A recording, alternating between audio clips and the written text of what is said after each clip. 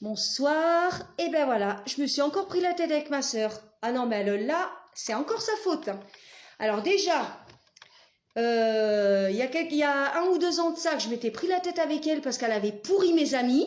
Du coup, on s'était fait la gueule pendant quelques mois. Je lui avais pardonné, je lui avais laissé une seconde chance. Et là, en fait, normalement, elle avait prévu de passer le 31 avec nous.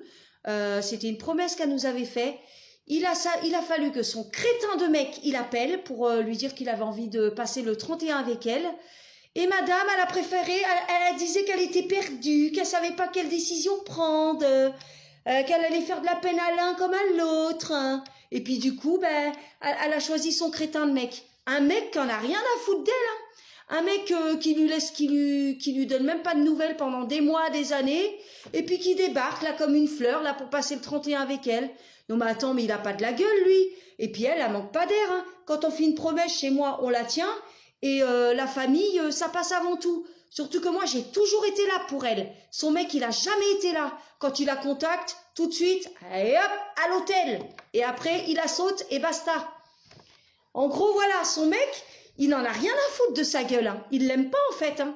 En fait, il se sert juste d'elle pour le cul et le fric. Pardonnez-moi des mots un peu crus, mais c'est la vérité, hein. Ah, mais là, je suis en colère, hein. Là, franchement, elle m'énerve à chaque fois que je l'invite à passer à Noël à la maison. Faut toujours qu'elle foute la merde, qu'elle gâche tout. En plus, elle a recontacté mes anciens amis avec qui je parle plus, alors que elle leur a bien cassé du sucre sur le dos. Mais elle est faux cul, non mais je rêve.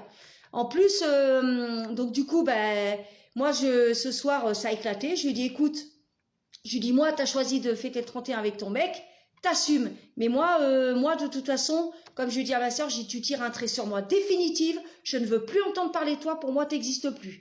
Ça va faire comme avec mon autre sœur Angélique avec qui j'ai coupé les ponts, qui s'était servi de moi. Ah non, mais attends, mais elle se prend pour qui, là? Elle préfère choisir son mec qui en a rien à foutre de sa gueule, alors que moi, j'ai toujours été là pour elle. J'ai toujours tout fait pour elle. Et elle a eu le culot de dire que je comptais pour elle. Si je comptais vraiment pour elle, elle serait restée passer le 31, hein.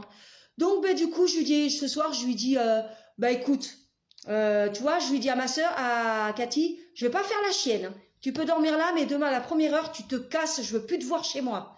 Ah non, mais franchement, mais là, elle m'a énervée, hein. Moi, c'est terminé, je ne veux plus entendre parler d'elle. Franchement, elle m'a trahi.